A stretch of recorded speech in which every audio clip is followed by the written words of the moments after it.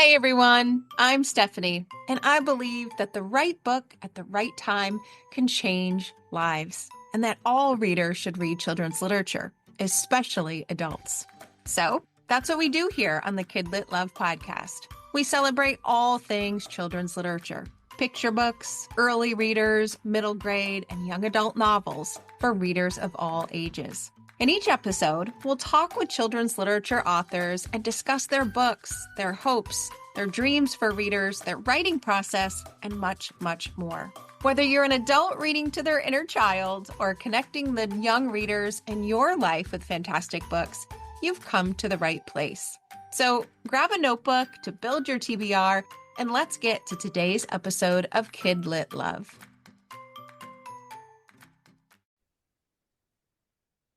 Hey everyone, welcome back to another episode of the KidLit Love podcast. I'm Stephanie Affinito, your KidLit loving host, inviting you back to another bookish conversation with a children's literature author. Today, I'm talking with Andrew Hacket. Andrew is the author of multiple books for kids. His picture books include Ollie, the Acorn, and the Mighty Idea, Curly Locks and the Three Hares, and one of my personal favorites, Hope and the Sea. He's here today to talk about his newest release called In This Classroom. It's a heartwarming celebration of the school year, capturing the joy, struggles, and growth of both students and teachers as they embark on an unforgettable journey of learning, friendship, and personal achievement. It's the perfect read aloud for any classroom community at any time of the year, and I can't wait to talk about it with him. So let's get right to the episode. Andrew, welcome to KidLit Love. I'm so glad you're here today. Thank you. I'm so glad to be back. I know that's the exciting part. I get to say welcome, but also welcome back. So I still can't believe the numbers that I'm about to say, but we first talked on episode 22 of the KidLit Love podcast. You took a Wow. risk on little tiny podcast me. And your episode now is 227. Way back in 2024, we met. We're back in Wow. 2026. So I just want to start with a huge thank you for coming on when I was new and then coming back now that I'm technically old. I'm thrilled to be back, and I'm amazed at those numbers. You've been busy. I have been busy. I've been busy. And I do want to tell you, so our episode together was the first episode where I did not know you. I did not know you. I did not know your books. You were a brand new kind of debut, but like debut strong with like 3 books hitting the ground running. And I remember I was still always so nervous for every single episode. I had notes and sticky notes and everything. And yours was the first episode though that I just forgot about the notes. And we had a conversation, teacher to teacher, reader to reader, KidLit Yes. lover to picture book lover. And I remember closing that call and clicking end on Zoom and saying, that's what I want to recreate. It was just the best conversation. I mean, I'm setting the bar high for our second one, but You it know, was man, wonderful. it's a lot of pressure for the follow-up. It is, but it'll But, be good. and I remember the same exact thing because back then, like the whole podcast thing, self-promo, that was Yeah. new to me of like, what do I do with books? And it was like, ooh, there's this podcast or this blog, and like just tossing your name out into the kind of unknown of what it was.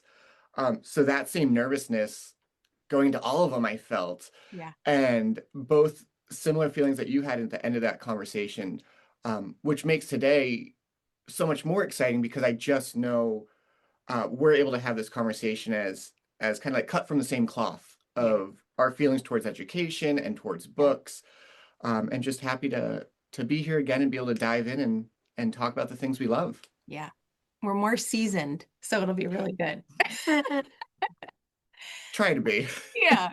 Well, with that said, let's start with you. For listeners who didn't know about us way back in episode number 22, I'd love for you to start by telling listeners about you and the journey you've taken through children's literature to where you are today.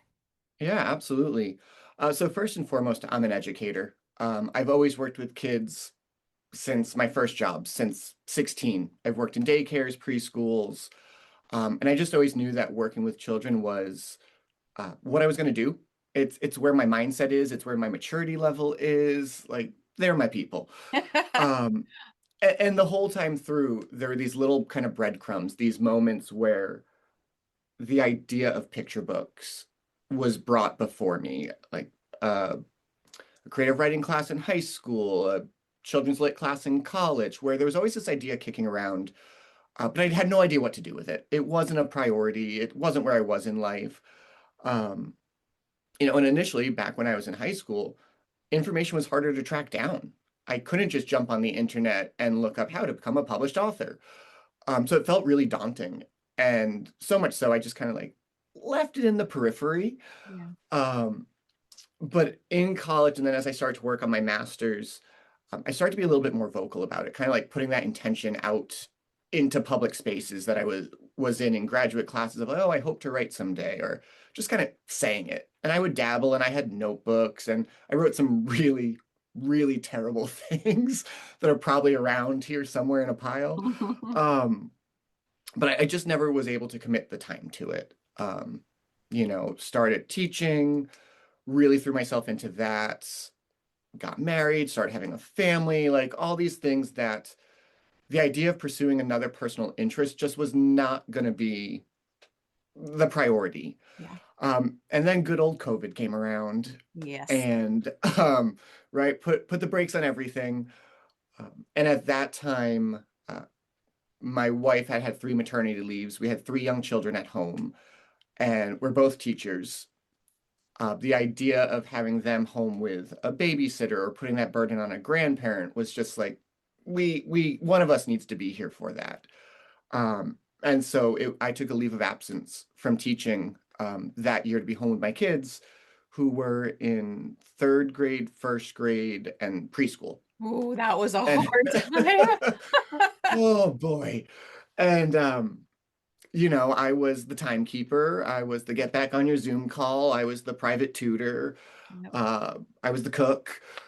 But what I realized, and I think anyone in education realizes, is that in the education world, in the classroom, our brains work a mile a minute, making thousands of decisions. And I was so programmed for my brain to move at that speed that being at home all of a sudden, while what I was doing was super important, was not mentally stimulating for me. Yeah. And I was feeling really kind of lost. And um, then one day it just kind of dawned on me, like, I keep saying I want to do this thing and I don't have time. Like, when am I ever going to get more time? And so that summer leading into like the full COVID school year, I really dove in. Um, Twitter was thriving at the time. I had never done anything on social media. I actively poked fun at my wife for social media use at that time. And I dove in and started building community with other writers, which I had none of that previously. Mhm. Dove into online KidLit contests like Fall Writing Frenzy, 50 Precious Words, Halloween Um, and I found some success. And like those were the kind of pat on the back reassurance I needed to think, oh, maybe this isn't such a terrible idea. Yeah. Um, and what I really gained most through that experience was the people, was the community. Like so many of us were new and just getting started out that you would just toss out there, anyone have time for a critique? And my first critique group formed from those contests, which are some of my most valued people in the industry now that that really terrible first draft or that idea you think, I can't say this to anyone. Like, they're my people. Yeah. Like, you get to see all the garbage first and help me filter it. Um, and so that kind of propelled me forward a little bit. And it was during that time I connected with my agent um, online. Surprisingly, not what I ever thought. I was in the query trenches a little bit, dabbling. And my agent, Dan Kramer, had a post that said, first 5 people to say something kind about a critique partner, I'll do a critique of their query letter. Um, and I Yeah. was more than happy to say something nice about my critique partners. Sent off my query to him. He wrote back with some, move this paragraph, move this. It all sounds great. By the way, I'm really interested in your story. If you ever want to send it to me, the door is open. Oh, there you go. Could not click send fast enough. Yes. Like there was no chill, there was no Yeah. wait time. Um, and I vividly remember being a bad parent somewhat of like my kids were still young, they were piled piggyback on top of me, wrestling, and I may have picked up my phone to glance at it while this was happening, and seeing that I had an email response from him like tossing them off me and Yeah. just seeing this like I'd love to offer you representation and just like, Wow. I'm sure the expletives, Yes. Yeah. the disbelief of it all. And so we have just been um, working together since then, and we've been really fortunate to kind of change our author agent relationship into a friendship over the years where he knows my vision for my books, he trusts it, he believes in it, Yeah. and is super supportive in trying to help me continue to be successful. I don't even know if that's the word I really want. I always say to people, I just want to get to keep playing in this industry.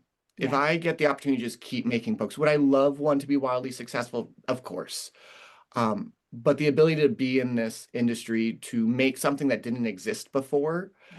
and then also kind of equally for me to be in community with the people who are in KidLit is just the thing I so desperately don't want to lose. Yeah. That I'm just so grateful I get to keep being here and keep putting out books. Yeah, the KidLit community, I will say over my 200 and something episodes, there are no better people in the entire world. No kinder, nicer, generous, wonderful people than people who write books for kids or have some sort of hand in the industry with kids. It's just Absolutely. amazing. Absolutely. Just so willing to share information, go the extra mile. And like in one instance, I think people outside of the industry think, but why are you doing that? That's your competition. Like you want to get a leg up on them. And I have yet to meet anyone in this industry that has ever given me that feeling. I actively work to reach a hand down and bring people up because that's how I got here. You don't know what you don't know. And I had so many kind people and patient people willing to share their knowledge that I almost think it's just like an unspoken like code of conduct in Yeah, the kidlit industry of, agree. you know, and we all have our own stories. Yeah, Your story isn't going to compete against my story because we're two different people. They're two different stories. yeah. It's not about one being better than the other. There's should be space for all of them because kids need all of our stories. Yes. Yeah, and as you said, like while every author, of course, would love a huge smash hit, what pretty much all authors want, and I remember talking to you specifically about this way back in our first episode, is you are in the front lines of reading these books to kids and you see it. You see when they lean in, you see the change in expression, you see the joy, you see the light bulbs that go off, you see the connections they make to other book and maybe other than writing them. I feel like there's no better feeling than seeing that in a child's face and that's what the whole community is here for. Yes, absolutely. And I find that in my teaching, right? Like Yeah. working with second graders, the ability to pull the right book at the right time for the right student, It's I magic. don't I don't know if there's a more gratifying feeling Yeah. of seeing that, and especially, our industry is in a bit of turmoil at the moment. Yes. Um, to be able to pick up a diverse book off my shelf, to first of all, to be able to have diverse books on my shelf, that I'm very fortunate where I work that it is promoted. I work in a very diverse location, where as a class culture, we're just able to celebrate how unique we are.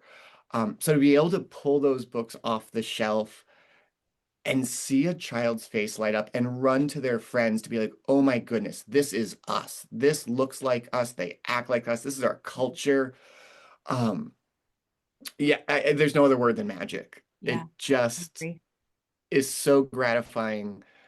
And I think many authors today writing those types of stories are doing it because that's what they didn't have. Yes. And knowing that and being friends with people who are writing these amazing books, getting that firsthand perspective of seeing what they hope for come to fruition in my classroom. Yeah. Like I can't jump on the phone or the computer quick enough to say like, oh my gosh, this is what happened with your book today. And just Yeah. like it's working, what you wanted, your goal for that book, success. Yeah. Yeah. You get to see both sides, which is Yes, pretty it's wonderful. Now, in the last episode, and again, I'm just going to say it's episode 22 for listeners who didn't listen. We got to talk a little bit about all three of your mhm. books that were just gangbusters being published at pretty much the same time. So I do want to mention them now so that listeners can go back. Again, it's episode 22. We talked about Ollie, the Acorn, and the Mighty Idea, Curly Locks and the Three Hairs, which I think is one of my favorite titles. But my favorite book, one of the picture books I still share with so many adults, is Hope and the Sea. So, listeners, if you haven't had a chance to listen to those after this one, press pause, go way back to episode 22, and take a listen. But today, we're here to celebrate your newest, which I feel like encapsulates everything you just said about the joy of seeing that book come to life in the classroom and celebrates the classroom as a medium for all of those amazing magical things to happen. So it's titled In This Classroom, quite aptly. I would love for you to tell listeners a bit about the book and the inspiration behind why this book right now. Yeah, absolutely. In this classroom, our books are like our kids. We don't have a favorite. Um, what I will say about In This Classroom is it is the first book of mine that I feel like has married together what I love about writing and what I love about teaching. Mhm. My other books have elements of what I know make a great read aloud, parts that are personal connections for me and other aspects of my life. But In This Classroom took my almost 20 years of teaching second grade and really distilled down to what do I think is the most important thing? And it is, and it will always be relationships. I think, and I say it, and people think I'm being self-deprecating. There are plenty of educators who are much better at instructing curriculum than I am. Um, the idea of building class community is what I hold so important and what I think kids need, right? It's often said that kids are going to remember how we make them feel, not what we taught them. Yeah. And that is my feel towards classroom community, that I want to build a place where all the students feel welcome. Not that we just say those words, but we really feel we have a place and our voice is important, while really acknowledging school's hard. Yeah. That you might see someone and think they have it so easy, that they're so smart, they're so whatever. But I think globally for every child, school at some point feels hard. Whether it's what's going on at home that their peers don't know about, whether it's their own emotional regulation, behavioral, academic struggles, we all have stuff. And what I really wanted to do in the book was capture my love of building classroom community while empowering students and teachers to have a way to build that through a book. Um, it's really set up. I felt a little pessimistic when I was writing it, oddly enough, because I think it's such a hopeful book. It But is. I really wanted to acknowledge, I didn't want to um, almost be disrespectful to students in and putting on these rose-colored sunglasses and be like, school is so great, everything's wonderful, because it isn't sometimes. And I think sometimes the best teachers are the ones who can elicit that emotional vulnerability from students where they feel okay to say, I'm struggling, or this isn't going well for me. Because then it's not just us trying to fix something as the grown up. We're in conversation and community, and we're working on this as a team, which is so much more powerful and meaningful than my just saying, well, I'm the grown up, I'm older, this is how you do it. Yeah. It's just not what I like my classroom to feel like. So in this classroom is really my editor used the word manifesto, which I had to go look up of like, is this a word I want associated with me? You And it really do. just it is everything I hold true about teaching and working with students. Yeah. Yeah, and you set the stage for that right away with that note to students. I loved when I opened up that first page. And, I've said multiple times here on the podcast, my favorite, most influential book growing up was There's a Monster at the End of This Book by Mhm. John Stone, because I felt like Grover was talking to me, like reading was active. This was incredible. And I got that same feeling from your book when you open it up and you have that little note from you, the author. It doesn't feel like it's written for everyone. It feels like it was written for me when I opened Oh, that book. So yeah, that I'm makes me feel I'm so happy. I'm glad you just set the stage right away for that manifesto to start before the book even Yeah. began. And then you continue it at the end as well. We could just talk about the end pages first. You've got that opening, and then you've got the beautiful end.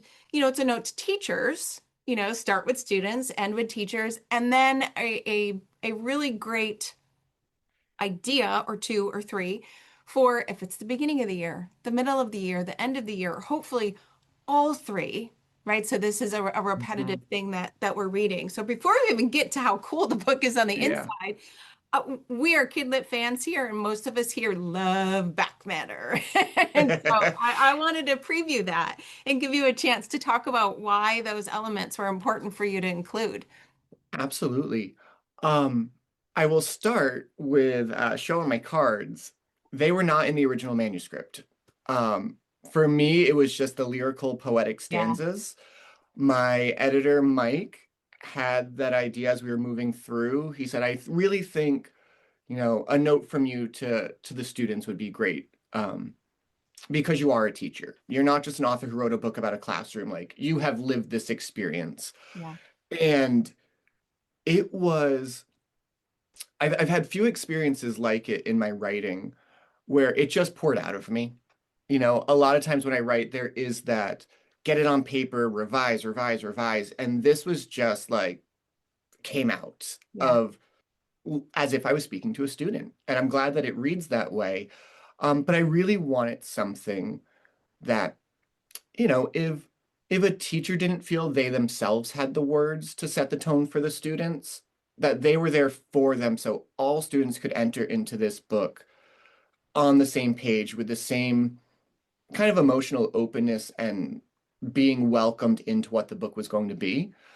Um, the back matter, there is, um, yeah, a word about we is one of the sections, which is really my welcome to teachers to be an active part of this. Like, don't let this just be a beginning of the school read aloud because it was on the shelf at the library or in the bookstore with all the other back to school books. Let this be something, a tool for you that yeah, our students having a great year. I also want the teachers to have a great year. I want everyone to be equally invested in making it such a wonderful classroom. Um, and so I thought before really getting into writing, in my teaching world, did a lot with curriculum design. And I loved making units and hands-on and integrating science.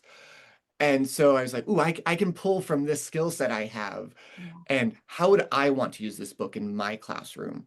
While also recognizing teachers are overworked. We are overstressed. We are like all the things. yeah, How can I develop something to make this easier for teachers? Um, so the back matter talks about ways you can use the book to kick off the year, revisit it monthly in terms of character traits, if you'd like, revisit it at the end of the year as like a community celebration.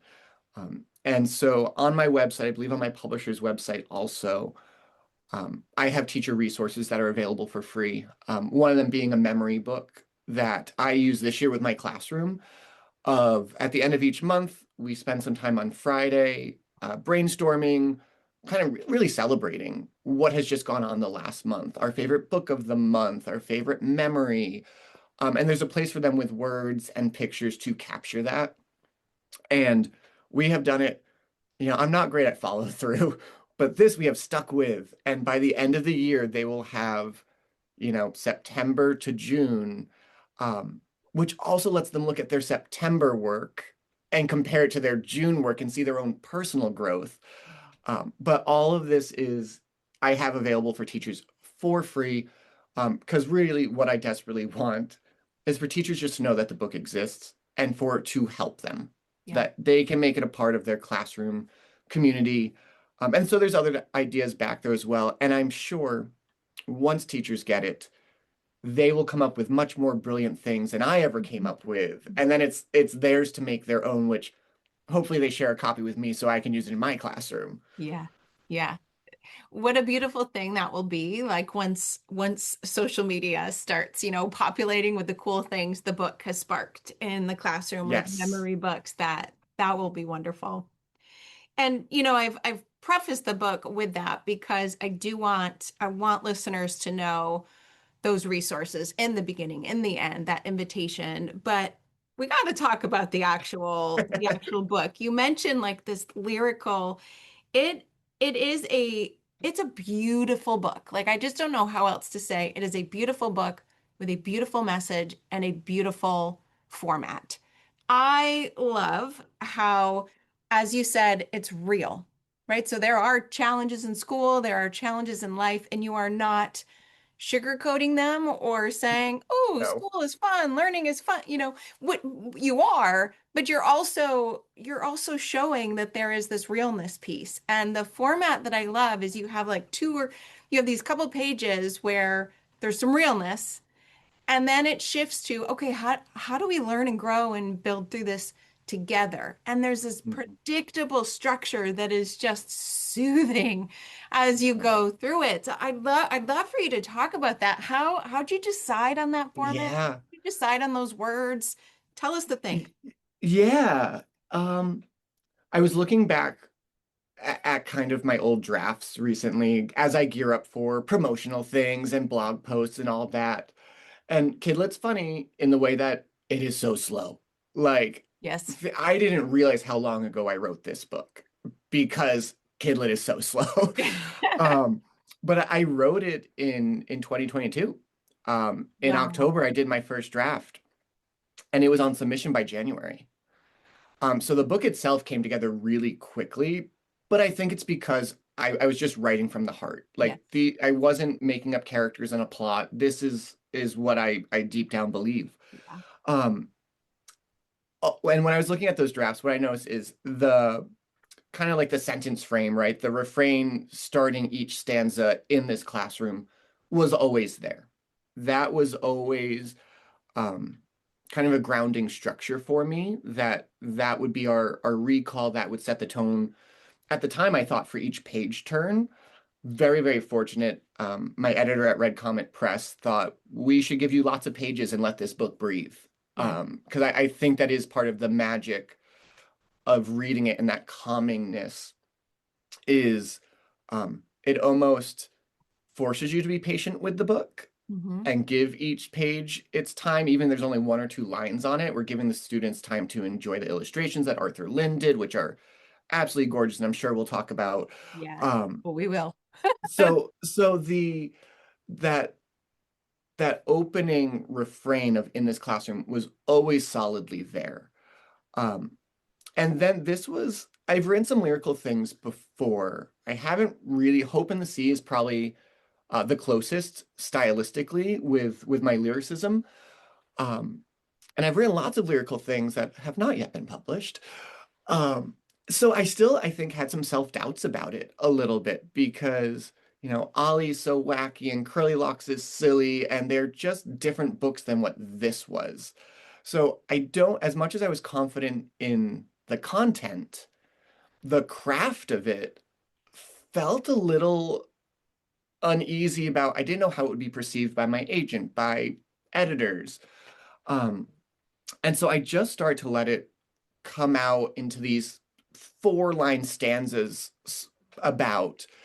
And um, in my first draft, there was a lot of repetition of themes because so many of these ideas of, growing patience and perseverance, they can be overlapping themes. And um, so I know at the bottom of my document, I almost had like a bulleted list of like, what my 12 spreads would be of like, what is the core theme and is there overlap and how can I make it more clear?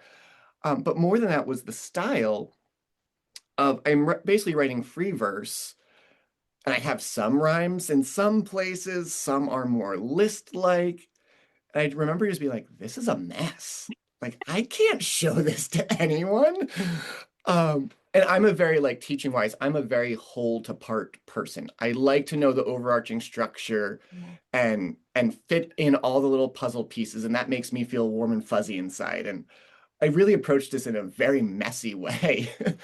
Um, and so after running through some critique partners after that first draft and sort of getting their sign off on it of you don't need a specific structure. You don't need, a certain amount of beats per measure and a rhyme scheme and things that my my friends in KidLit who write rhyme, like, I'm so envious that you have that skill level. I Yeah. don't. I don't. And so having some critique partners kind of give me that okay and talk through it made it feel more comfortable to um, navigate that revision process of if we have some of these that are a little bit more list like, let's make sure they're spread out. If we have a couple with some rhymes in them, just kind of equally dispersing them. Um, and you mentioned kind of a part of what I did in the story, which was intentional. It was that realness. I almost feel like I was trying to start the lines after in this classroom almost with a negative, because sometimes we get kids that feel that way, Yeah. and I want it to be a little um, reaction causing for the Yeah. listener. In this classroom, we will fail. Be like, what are you talking about? We're going to fail. Like, no, Yes. we're not. And kind of like poke at the kids a little bit to amp them up into feeling confident in themselves. So most of the stanzas will have kind of that more things aren't going great in the first line, second line. Then we get to that page turn of how do we as a classroom turn this around? And that for me as the writer felt really satisfying Yes. to each stanza was like its own little mini suspense of like, ooh, how do I mislead them and misdirect them and then bring them in? And, possibly as you get halfway through the book or so, kids might start to predict, oh no, I know what this guy's doing. Yeah. Like, this isn't going to be about failure or not working Yeah. together. And kind of get their imaginations going about what are those really great character traits that we want in our classroom.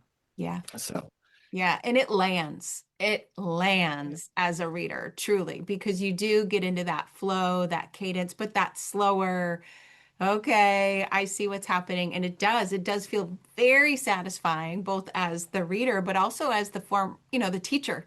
mm, Because you've lived it and you see it. You see those yes. different friend groups coming together. You see them making mistakes and then working through them. It just lands in so many ways. And as you mentioned, part of the reason of why it lands so beautifully, oh, are those illustrations. Talk about them. They're So, beautiful. so good. Um, Very fortunate. I think one of the very cool things about being an author only, once you accept the fact that the creative vision is mostly out of your hands, Yeah. the coolest thing is getting to work with so many illustrators. Um, they're so amazingly talented. Our books would be nothing without them. And anytime I have a new book contract, I think that's one of the things I'm most on the edge of my seat about is like, okay, who am I going to get Who partnered is with? it? Who's it going to be? What are they going to bring to this story that I never could have imagined on my own? Um, and for this, my editor, Mike, and illustrator, Arthur, their teamwork was incredible in bringing this to life. Yeah. When I was writing it, I had in mind this is a school community type book. There's going to be this multicultural, diverse set of human characters, and um, that's just what I imagined. Yeah. As much as I know not to imagine anything, because an illustrator is going to do, and an art director and an editor are going to have their own opinions. Um, and when I talked to my editor, he approached me kind of carefully. Well, I have a different thought. It's like, talk to me, Mike. What are you thinking? And Arthur had a piece in his portfolio online that wasn't exactly these characters, but it was these vibrant, bright, colorful blobs. Yeah. That is And the best, most wonderful way to explain them right, they're the most wonderful with blobs emotion. ever. Yes. And my editor was saying, "What do you think about something like that?" And I'm not great. I know podcast people don't see my face. I'm not great at hiding my emotions on my face. And I think he could tell I was a little bit like, What? what? And uh, he asked me to bear with him and hear him out. And his thought process really was that, you know, what makes this book different or make this book stand out? And Yes. that there are so many already made gorgeous books that I love that do what I was imagining my book was going to do. So, how do we fill a different space? How do we offer something different to teachers? Um, and so that was part of his thinking. The other was we were going to show characters having challenges. And he said, so if we choose a specific Yep. character that presents a certain way, are we inadvertently making a child in that class feel bad about themselves, Mm. tokenizing them, Right. um, kind of hitting on an insecurity you may not know that you're hitting on?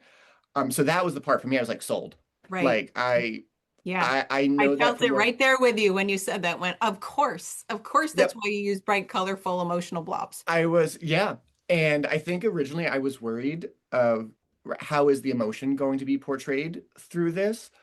And the way that Arthur has used the most simplistic Yes. expressions and at the same time gotten so much emotion. I don't know. I mean, this is why he's the illustrator and I'm Yeah. not. Right? I Yeah. can do that with my words. These characters are so warm. They're so inviting. One of the benefits I hadn't really considered until like I got my own copy in my hand was my as a teacher, I don't shy away from anything in my classroom. They're 8 and 9 year olds, and by the end of the year, I can talk to them in a very mature way. Like we can handle any issue, any topic. Um, I respect their intelligence in that, And the way I wrote this book, the words individually can be slightly higher level if you want to go there with them. Yeah. And I think these illustrations expanded the age range of the book. Yes. That a preschooler or kindergartner is going to see this on a shelf and they're just going to want those colorful characters. Yes. And because teachers are so amazing, they can make this book accessible to them at their age group level. Yes. And at the same time, a fifth grade teacher could take this book with these very um, kind of juvenile illustrations in terms of interest wise, potentially, and could have the deepest conversations with the students about it. Yeah. So that was a piece that, through my editor and through Arthur's execution of this, has just expanded the range of who can enjoy this book. And I'm so grateful for that. Um, because really, my hope is just for it to be enjoyed by as many people as possible. Yeah. Like just to let it do some good in some classrooms Yeah. is really what I want. And these characters are They are. magnificent. They are. And I'm so glad you did talk about that range because as someone who teaches children's literature, this could be in my early elementary children's literature, it could be in elementary, it could be in middle, it could be in high school. And quite frankly, the day this airs is not the day that we are recording, obviously. And so if I'm talking about in this moment, tomorrow, my Mm. summer college courses begin and we start teaching another round. And I am reading this to them. This is kicking Oh, off our oh, college community, Andrew, and it will kick off probably in multiple semesters. I read a picture book every time we yeah. meet. It's just something that I didn't want to give up when Hmm. I left Little People. And in my class, in this classroom, will be book number one to kick it Oh, off. So I'm so glad you gave me the perfect segue to tell you that. I am honored. It is, it's everything I hope for it. Yeah. You know, I just, and the thing that I love, and we talked about it earlier, I think with diverse books in the classroom, is there are room for all books. Like I have my back to school standards that I love, and I'm not going to get rid of them, right? And at the same time, it's a little self-serving because I wrote the book, but this book will be part of my first week of school teaching for the foreseeable future because I know how I can implement it to do all of those beginning of the year routines and just kind of use it to cement what our classroom culture is going to be. Yeah. Um, that made my whole day right there.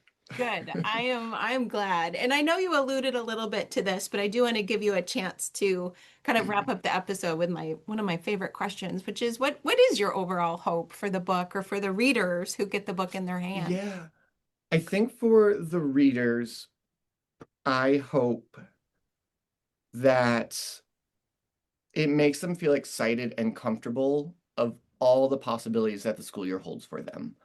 Yeah. One of my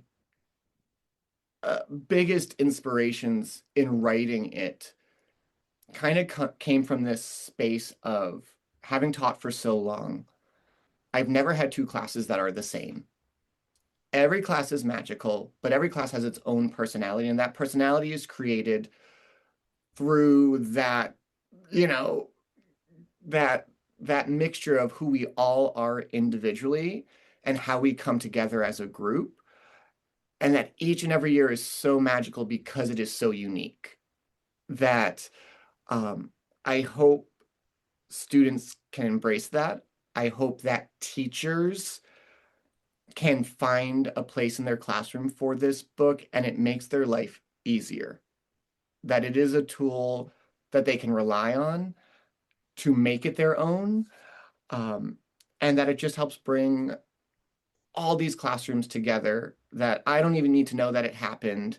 But just knowing that there's the potential for it to happen gives me great satisfaction. Yeah. Oh, it'll happen. It'll happen. Um, Now this is the book we're talking about, and I love it, but I do always love to ask at the end of the episode, if, is there, anything else you're working on or writing or any sneak peeks you can tell us into what you're doing now? Always, always. I am very, very fortunate that I have four more books on the way. Four? Um, yes, Four, you're doing yes. it again. You're Dude, they're spread out this time. okay. And three of them are out and public. But in this classroom has essentially, I think we're calling it that, essentially become a series. Oh my That gosh. Oh, coming next February will be in our family. oh, And then there will oh, be I'm a gonna third cry with that one. one, I think. I did. I was able to see sketches, I don't know, a couple months ago, and I just I read it and I reread it and like I create the words. Seeing it with the illustrations and the way the illustrator is Charlotte Ager, and seeing the way she brought it to life and told a whole different set of stories, I'm just like, Yeah. she's like, "What's wrong?" Like, nothing. It's Yeah. fine.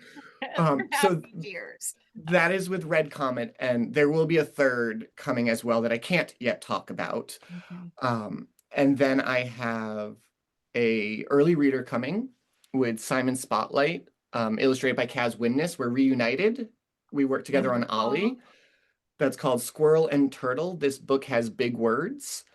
In the essence of Gerald and Piggy, it's a reluctant reader turtle and an overexcited squirrel who just desperately wants Turtle to like books, especially this one that has big words in it. And Turtle thinks there's no way I can read a book with big words, and it's just this dialogue driven back and forth. I Oh, the I reading haven't teacher heart seen is cannot wait for that one.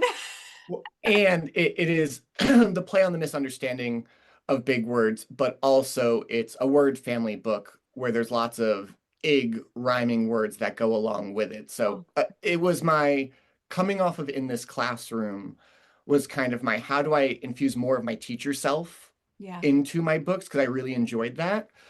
And then the last one I can talk about is with Red Comet Press also. It's called One Word, and it's essentially a poem about the power of a single word. It is how those nasty words can really hurt and make it feel like everyone's against us, but also how a singular word in a positive way can change the tide and make things positive for us. So it's a super short in word count, um, but it is, I can't wait. It again, everything we talk about when we talk education, it just hits on um, kind of these core values that I feel as a dad, as a teacher, as a male role model working with younger kids. And so I'm just, like we started with, I'm so excited to have things in the pipeline that let me stay in this amazing kidlit world. Yeah. Oh, it's so exciting. I can't wait. I can't wait to see all of them. Where is the best place that we can find you online so that we can keep up with when these new things drop? Absolutely. On social media at Andrew C. Hackett, mostly on Instagram. I'm on some of the others, but not quite as active at the moment. And then my website, which is just www.andrewhackett.com, are kind of the best places to keep up with the latest happenings. Okay. Um, and especially with this book coming out, and for any of your teacher listeners, on social media is where I'll be posting giveaways, Okay. the freebies that go along with the book for resources, and just trying to build a community of teachers that have found this book and how can we share our ideas and support each other and just make the start of the school year all the way to the end of the school year easier for one another. Yeah. It's everything that I love about school and teachers and educators and books and reading just in this beautiful, beautiful package. Yeah. Oh, I'm so happy for you. Of, Congratulations. Thank you for thank coming you. back onto the Of podcast. course. Now, I mean, we can do it a third time when all these other ones come, We come out too. absolutely I plan on coming back as often as you let me. Wonderful. It'll be Wonderful. our annual meeting. Yes, that sounds good to me. Thank you again, Andrew. And listeners, thank you for listening to another episode of KidLit Love, and I'll see you in the next one.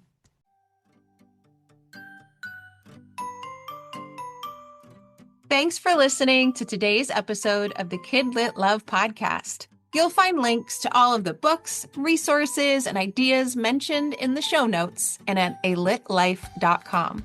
You'll also find KidLit Love on Substack. That's where you'll find posts for each episode, monthly KidLit roundups, and an invitation to join my summer book club and go deeper into the world of children's literature. And if you loved this podcast and want more, you might like to listen to my other podcast called Get Literate. It's a podcast that explores all things books and reading, notebooks and writing to build a life you love. One more thing. If you love what you listened to today, please take a moment to rate and review the podcast, or take a screenshot of the episode and text it to a friend. This helps the podcast grow and builds our bookish community of KidLit Love. Thanks for listening.